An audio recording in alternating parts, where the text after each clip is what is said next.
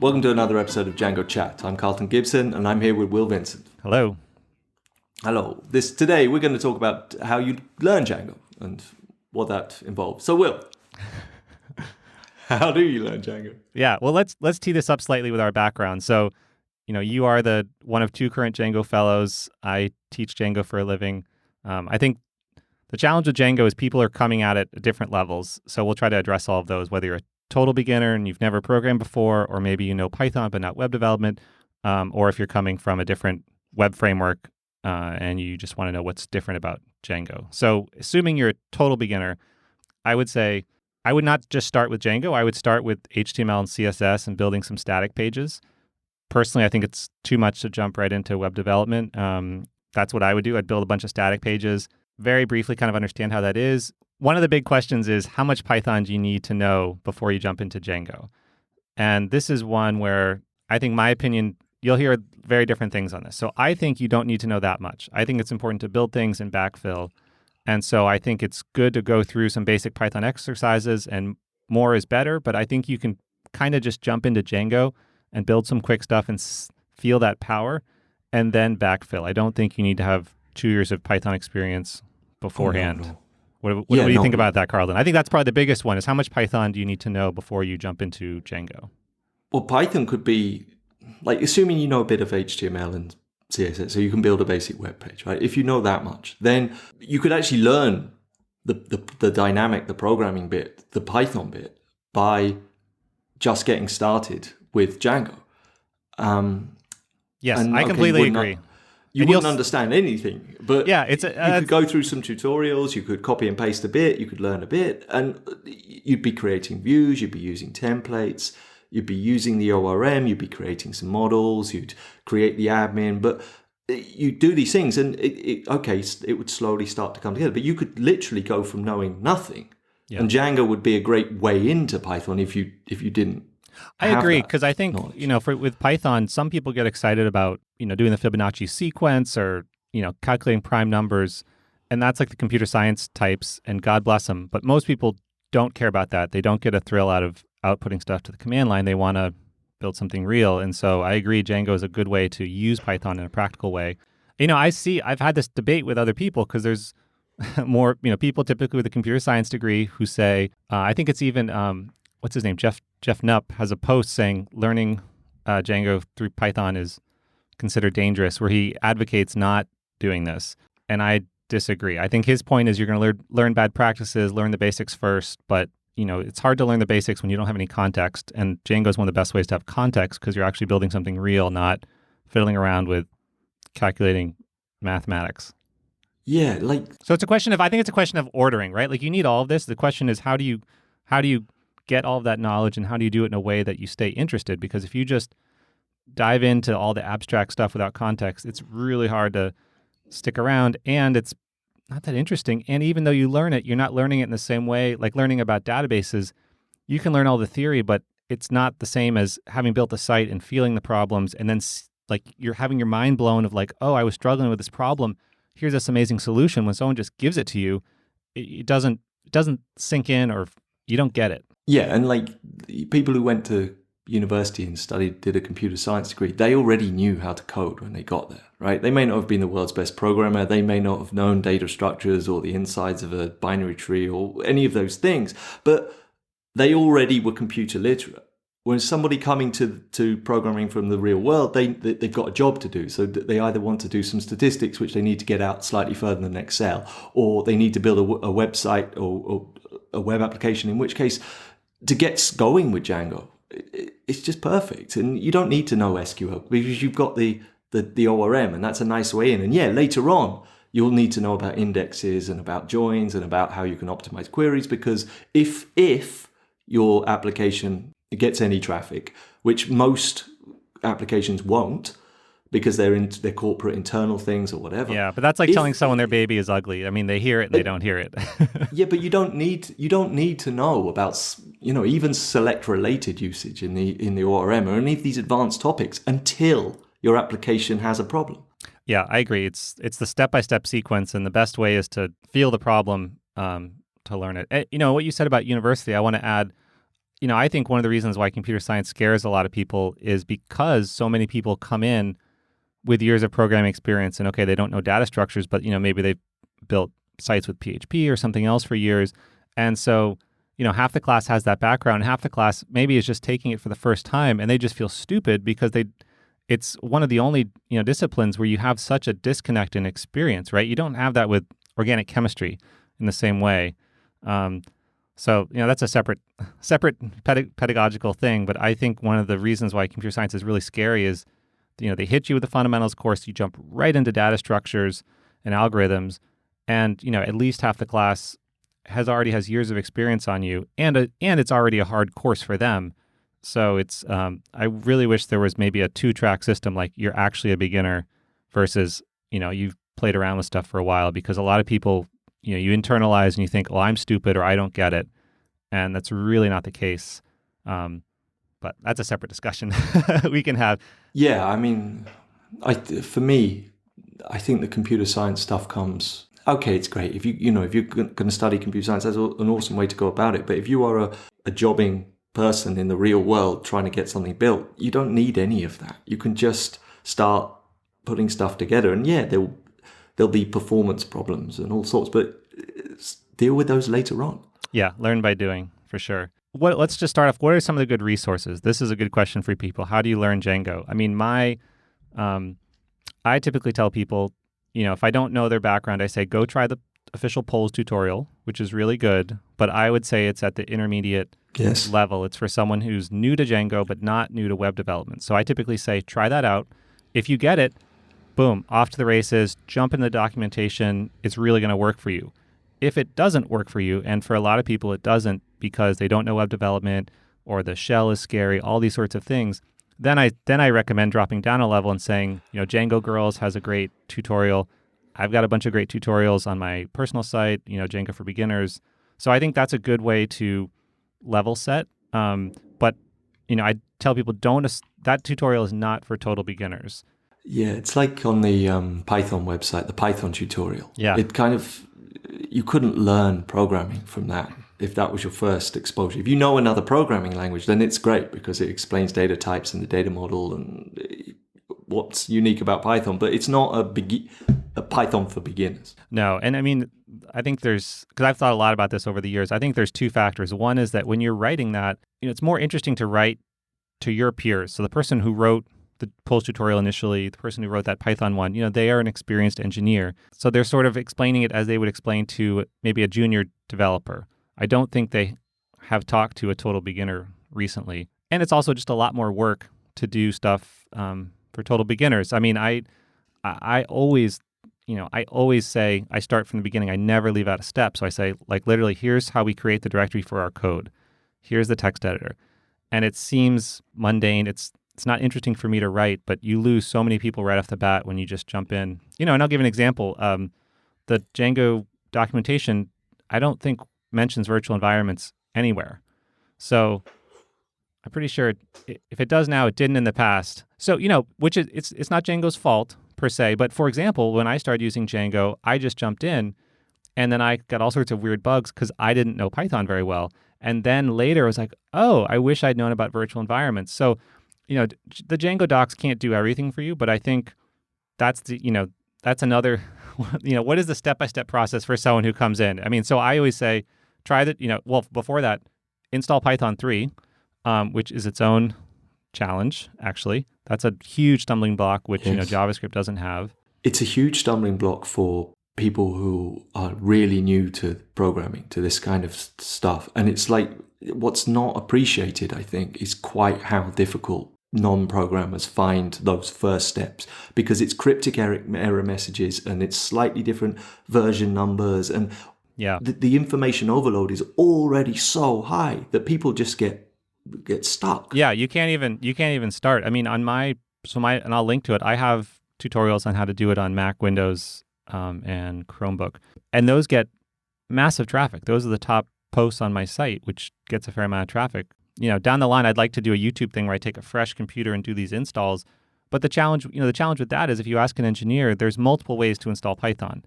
And they will say, oh, you could do this, you could do that, you could do this. I mean, you go to the official Python site and it's like, oh, just download the binary You know, like, What's what? the binary? You know, yeah. I Where mean, do I put it? beginners. And how do I install it? And what does it Yeah, mean when it says, the box comes up and says, would you like me to add this to path? Sorry, what's path? yeah. Why is it all Oh my capital God. letters? And like, Yeah. how on earth would I understand what that even meant? Right. What's path? What's command line? So I'll link to those posts, but I think I have empathy for that because I went through that, and I think a lot of people mistake how hard that is to set up. Because as a professional, you sort of set it up and you forget about it, or you internalize how hard it is to set up. But even You forget the hours that you spent banging yeah, on a screen that wasn't working without knowing why, and the googling that you did to find the answers, and the years of doing that over and over and over again. You forget that. You tell yourself that didn't exist or something because it was so scarring. But yeah, yeah, beginners have that experience every single time they try. yeah. And I always tell people find someone who's a beginner and just ask them, show them how to install Python 3 and watch what happens. I mean, I just had that somewhat recently. Someone I work at a co-working space, and I was like, oh yeah, he doesn't know how to code. I was like, you can just download my book, let's jump in. And he's on Windows, and it took me an hour to set up his computer for it, and he never would have gotten started. Yeah, so we were at DjangoCon last year and talking to somebody who wanted to partake in the sprints, and I'm like, oh, you just download Django, pip install create a virtual environment, pip install the requirements, run the test suite. So he's like, yeah, look, I've done all this and it doesn't work. Look, cool, some cryptic error message. And he's like, oh no. So we sat there all lunchtime fixing that. Yeah, well, and we're experts. Yeah. Well, and that's yeah, yeah. It well, and that virtual environments too. I mean, there's pip, there's pipenv, there's venv. That's a whole other.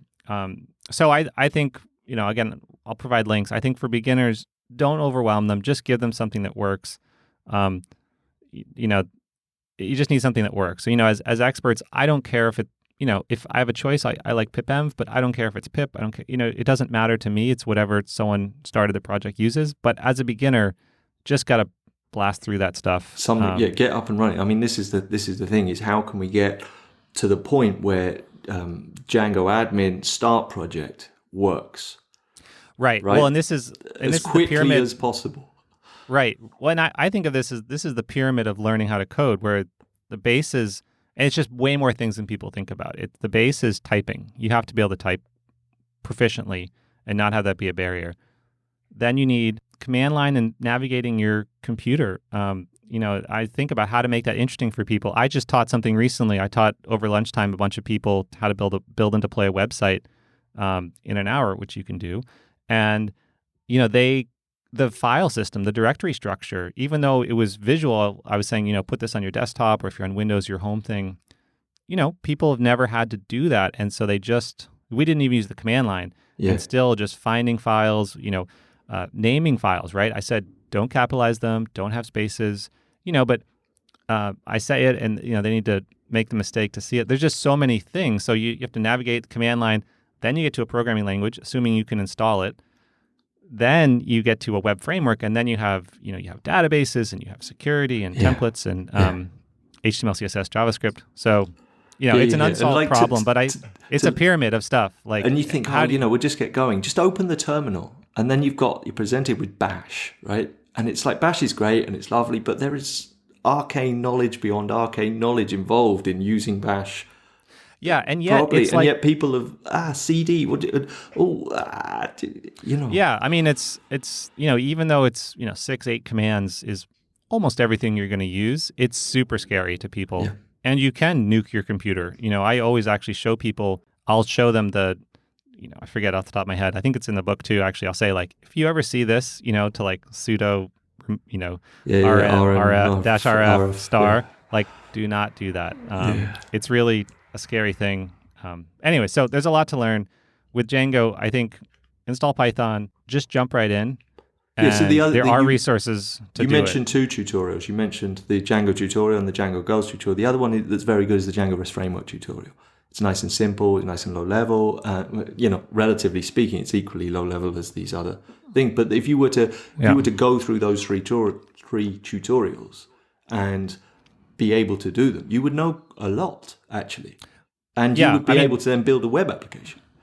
Yeah. I mean, so it was not that long ago that I was learning Django REST framework, and I had trouble with the official tutorial because I think it's again, maybe it's me, but I think it's also a little bit at that intermediate level, Yeah, um, maybe. which is why, so I think I have I've written a bunch of a little bit lower level tutorials that are sort of, again, try that one, try the official one. If you can get through it, great. If not, there are some resources. So we'll link to all that. And there's a number of YouTube channels that are growing up that I link to in my awesome Django repo. So it's getting a lot better, but there's not that much, right? There's not that many Udacity courses. I mean, it's always kind of mind blowing to me that Django is as popular as it is, and yet it's woefully underserved by educational content. But I don't think it's better for other, it's that barrier to entry to programming, full stop.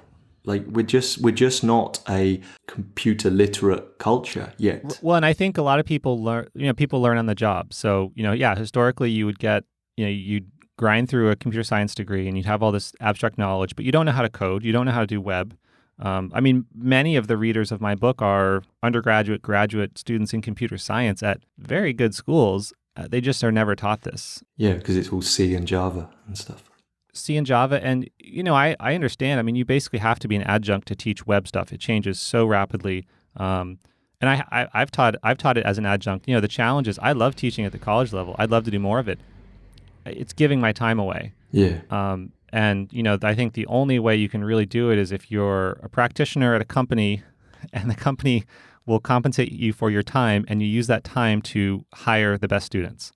That's about the only way, or you're financially set. Because, I mean, the amount of money that you make it's not even close. Yeah, okay. So that's a separate discussion. But it's a challenging thing because that's because there's a skill shortage, right? So the market for people who presumably you can code if you can teach coding. I mean, I know teaching and doing it are not the same thing, but you must be able to code to be able to teach code at some level. But the market for working coders is much more competitive than the market for teaching of code. Yeah, absolutely. I mean, it's a good problem in a way, but it is a problem. That's a whole separate. That's still a massive skill shortage. That's a whole separate discussion. But I think it's economics or whatnot. Yeah, but certainly with practical stuff, so data science, web stuff, it's rare that a tenured professor is up to date on them because that's not what they do, and yet that's what students, people in the real world will jump in and do. So there's a disconnect there. But that's always the disconnect between academia and industry, right? In every field. But it doesn't have to be like that. But yeah, well, maybe I'm not. Yeah, ivory towers. Yeah. Anyway, we'll save the philosophy for a different. Okay, so moving on. So what's challenging about Django? So I think the biggest one, once you've gotten into it, is this idea of 4 things for one page. So you need a model, a view, a URL, and a template for your average page. And so that's 4 things for one page. The order doesn't really matter. You kind of need them all at once. So that's a big stumbling block I see with people is they'll say, well, what order do you do them in? It's hard to be iterative on that because things will just break in different ways. And eventually you learn to know the error messages and see, oh, I forgot this. And then eventually you just know that I need a model, I need a view, I need a template, and I need a URL. And I don't see any consistency among experts on the order in which they do that. I mean, for me, I would go model, URL, view, template, but not always. I don't know what your take is on that. Yeah, no, I mean, I almost always start with the model. So I create a model. This is what I want to save. These are the kind of data I want to save. And then I'm thinking about the URLs that I want to use. That if I want to create a list view, what would the URL be for that? And it kind of goes together. And then I might create a REST framework serializer or a form that goes around it. So because I'm thinking about the fields and what type of data that wants to save. And almost instantly I'll create an admin so that I can start playing with it in the admin. I can create model instances. I can see it. And then, I'll create the view. Yeah, that's true. That's true. Well, in serializers, we'll do a separate thing on how to learn Django REST framework because it's basically all about serializers, but that'll be a separate thing. But I agree. I mean, you start with the model, think about the URLs, and then admin. But it's just something you just need reps. You just need to build a bunch of sites, and it's sort of, same thing with, learning like React in particular. It just, at some point it clicks and you sort of like, oh, why was that hard? But that's a huge one that people teaching others don't necessarily see. And it's the ordering, which makes sense.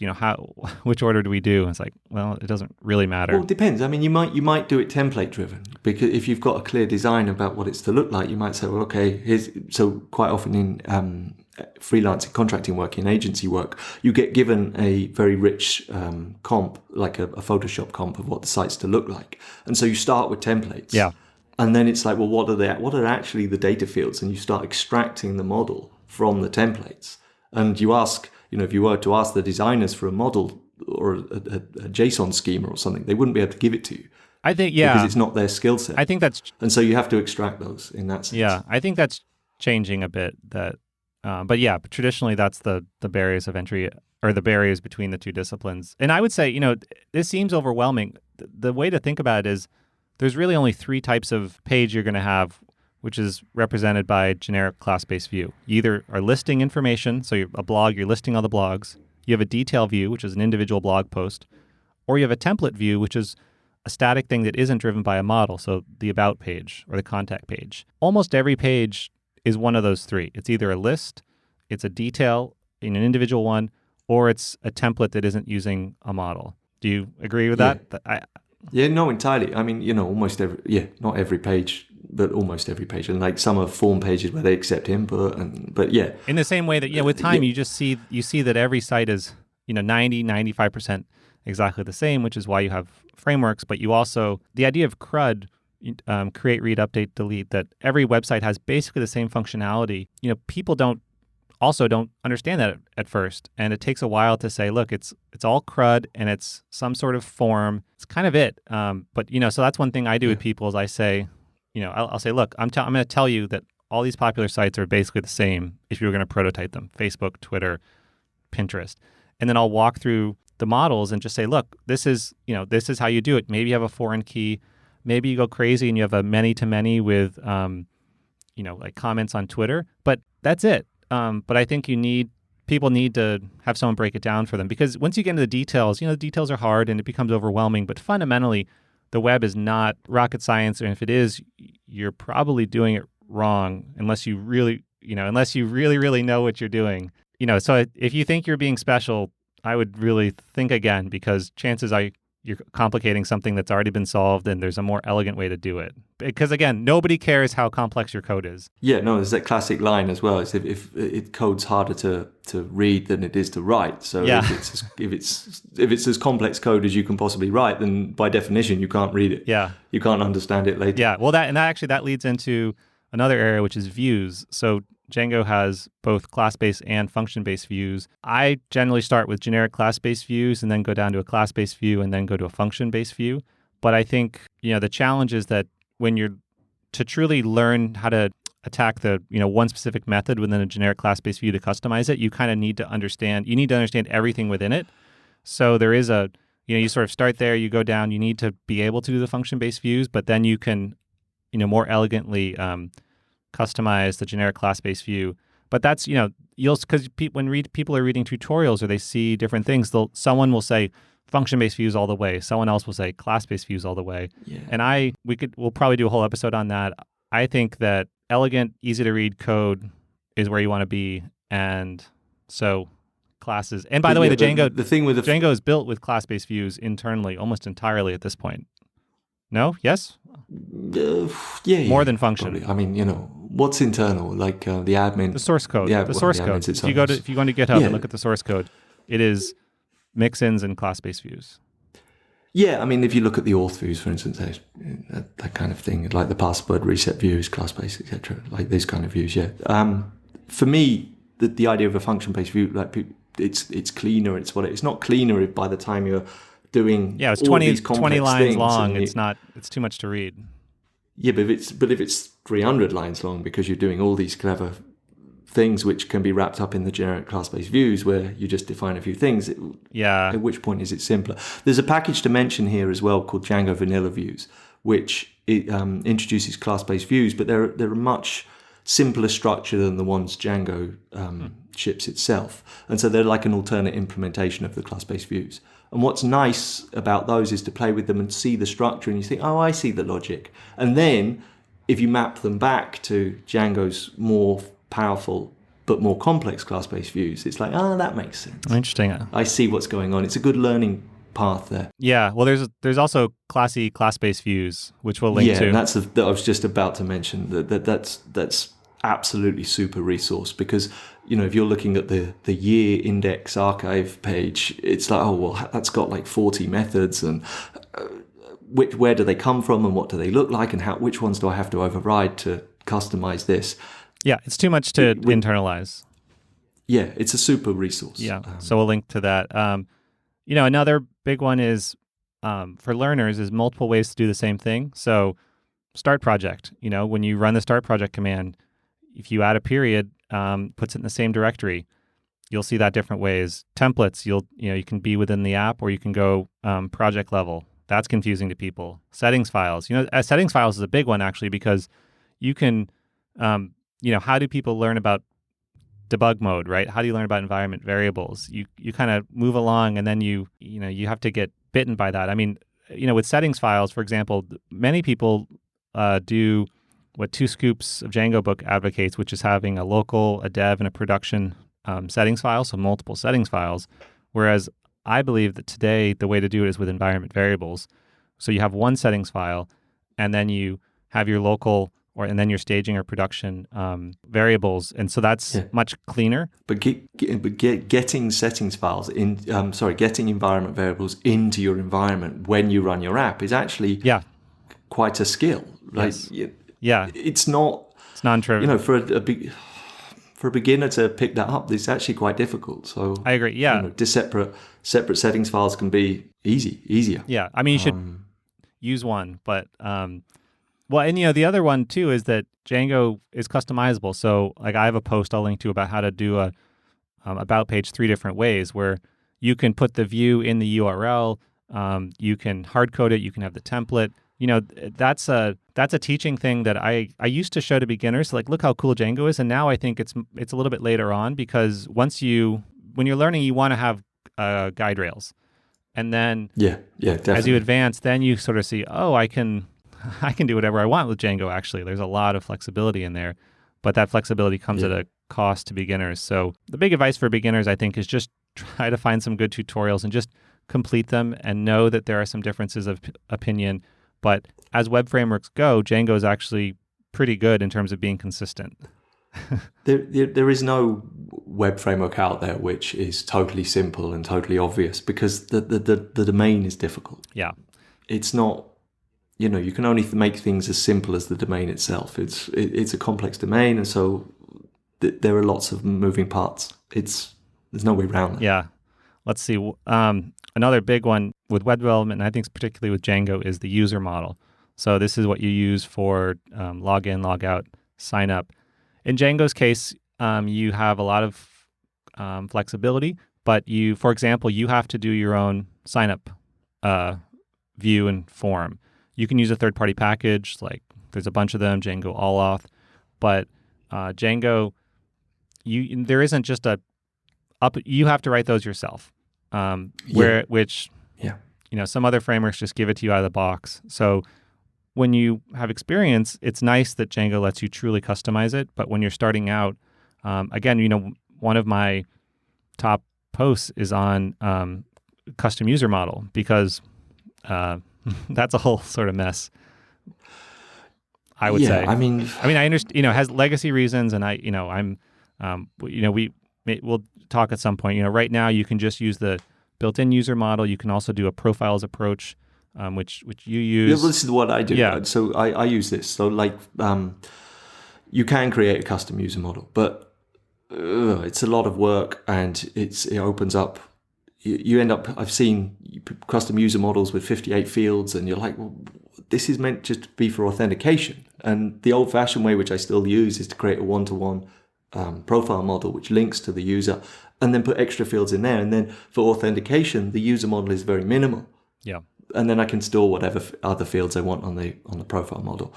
and that works. And do you do? That works very well. And by the way, and so for listeners, the reason why you would use a custom user model is so you can update the sign-up form. So instead of the default user email password, you could add in a name field, you could add an age, all sorts of, which typically as a project grows, you will want that flexibility. And if you do not have profiles or custom user model, it is challenging to update a Django application to do that. Yeah, so the way, if you wanted to store an age or something, not in these GDPR days, I'm not sure I would, but if you wanted to store an age, you do it on a profile model, which or for me, you link it one-to-one to the user model, and so extra fields just live there. And then when I want to select the user with the profile, I select the profile, but would select related on the user, and I get both at once. Yeah, do you know the history of why custom user model approach sort of superseded profiles in terms of the documentation at least? Because I don't. I think people wanted custom user models, like it was a repeated request. People were like, I want to customize the user model,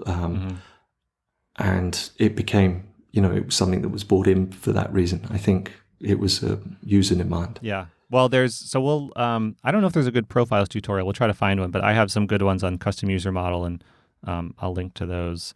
Because that's another gotcha as you're learning, Yeah, I mean, the difficulty is that at that point that before you understand what's going on, you have to create this custom user model and create this migration for it, and you have to set the auth user model setting before you run migrate, and if you don't do that, you have to start again because so if you don't set this up before you run your first migrate command, you're in a bad place because Django will automatically link up the admin in particular, but other parts of the site, other parts of your site with whatever user model is there. So it's possible to do with profiles. It's possible to do a custom user model in just a few lines of code, but it's a complex topic. And like this is one reason why I like the profile model approach is that. I can just start with the built-in user model. And I just start, and then later on, when the requirements for extra fields come up, I can add them later without having to think, oh no, now I've got to rebuild my project. Yeah, I mean, because I agree. I mean, I think about this a lot when I write tutorials because it's a lot of extra steps and complexity to introduce a custom user model, but you almost always will want one.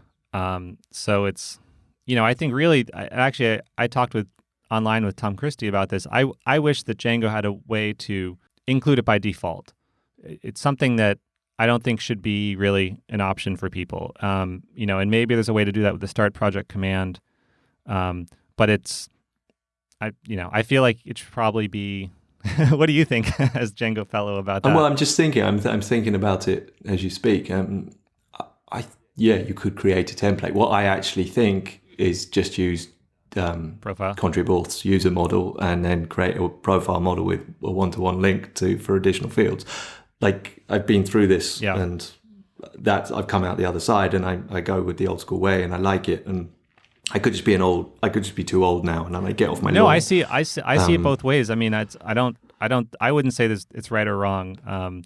You're always going to need extra fields attached to a user. Yeah, you're going to have to do one or the other. For me, when you're at that point where inspiration is perishable, and at that start project point, I just want to get off the mark, and that's why I go the way I do. But there's no right and wrong here. This is the thing. This is the point for this podcast. Right, and that's the frustrating thing for beginners. It'd be easier if there were. Or we could talk all day about which is the right way to do user models and why I do it this way and why you do it that way, but it doesn't matter ultimately.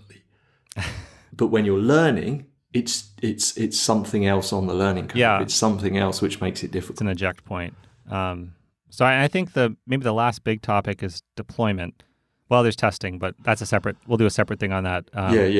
Testing it definitely is its own deployment's its own podcast. My word, deployment.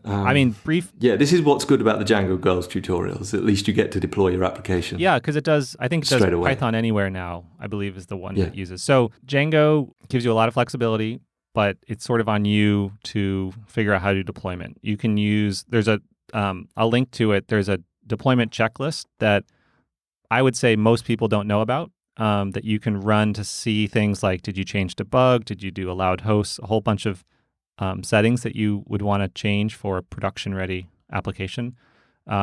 But really, you have your options are platform as a service, so Python Anywhere, Heroku. I believe on Replit you can do that too. We should get them on the show to talk about it. Or like Google Cloud Platform, Azure App and then your Service, Azure, Google like Cloud, AWS, Elastic Beanstalk. and then step from there you have DigitalOcean, Rackspace, Linode, where you're. But do they do platform as a service? No. I'm sorry. I'm just saying. Then you're just. It's not a platform as a service, but if you wanted to do a deployment, you could control it. Okay. So then it's either put it in a virtual machine or Dockerize it if you can do that. But do you agree with those three levels? Because I think it's like Heroku, Python Anywhere. Then you would have Google, AWS, Azure, and then you would have. Okay. So virtual machines, like the Heroku, because Google have their App Engine, which is like a platform as a service, same as Heroku, and then Azure have got App Service, and Amazon have got Elastic Beanstalk. It's like a hosted runtime. Sure, yeah. Right, so that's platform as a service, I would call it. And then beyond that, you've got just compute. So you've got like EC2 and virtual machines in Azure and whatever Google calls them. And that would be where you're provisioning a virtual machine, and then you copy across your code somehow, you migrate your database somehow. All of these services, they now have managed Postgres instances or managed MySQL instances, which saves you a lot of effort, but you can spin up another virtual machine to run your database if you want to. It's a big, complex thing. And as you mentioned, Postgres, so you'll want to use a production database. So Django comes with SQLite by default, which is file-based, but you will want to use MySQL or Postgres typically. And it's better to use that locally to match which in production, which you can set up, or you can use Docker. So this is the topic of my forthcoming book. I'm getting into all this, but this is another gotcha for people of how do I install a production database locally? How do I install, if you use something like Redis, and then I'm in a team setting, how do I do that? The answer for many people is you use Docker, and Docker is powerful, but Docker is a beast of a program. It is deep topic. So there's just levels for all this, and I think people just internalize it and forget how much there is to learn. And for a beginner, you really want them to build websites and have that feeling of deploying, getting something out there. It doesn't have to be perfect, but then have a sense of what is the roadmap of things that you add on, right? So do it in a linear fashion. That's a long-term goal of mine. And the problem is that a web framework like Django is really at the top of that pyramid of skills that I mentioned. It's only one part. It's one part of the map. Yeah.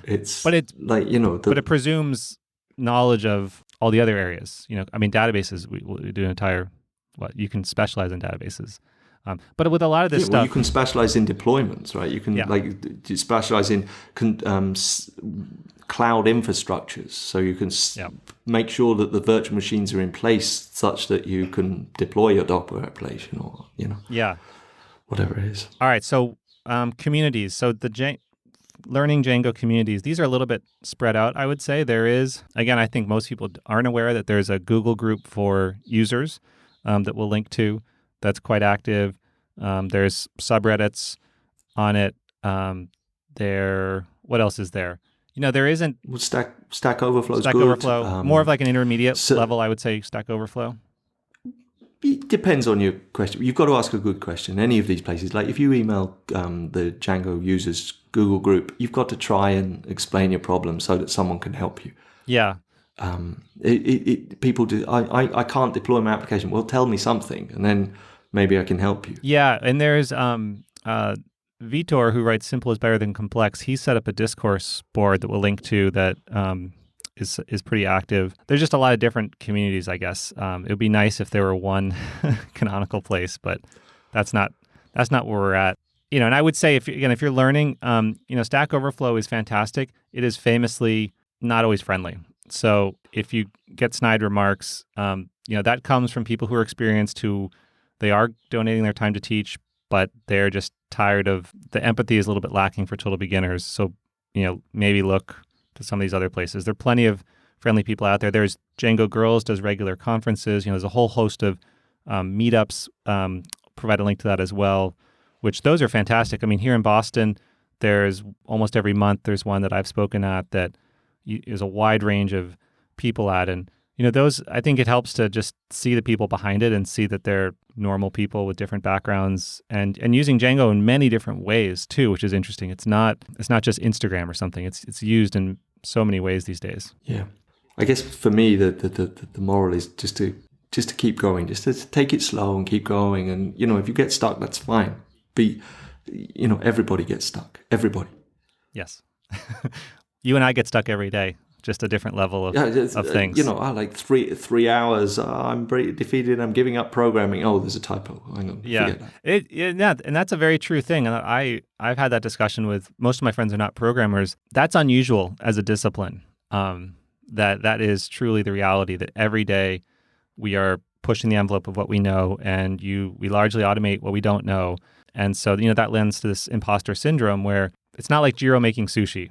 Programming is solve one problem and move on. And especially web development is very, very wide swath of things, which makes it incredibly interesting. But there are times when, right, you and I both think, like, I don't even know anything. Or, why am I struggling with this thing, right? Like, and over time, what I found is I know that I can figure anything out, and I know that I've probably already figured out in the past. So even if I don't know off the top of my head, I have a vague sense of, well, this fits to this and that, and there's sort of the confidence that I can plow through it. I mean, because that's the other big thing for beginners. When I was just last week teaching a bunch of newcomers how to build a static site, people just give up easily. And I think as you get older, you get out of the learner's mindset because it's painful and it sucks and you feel stupid.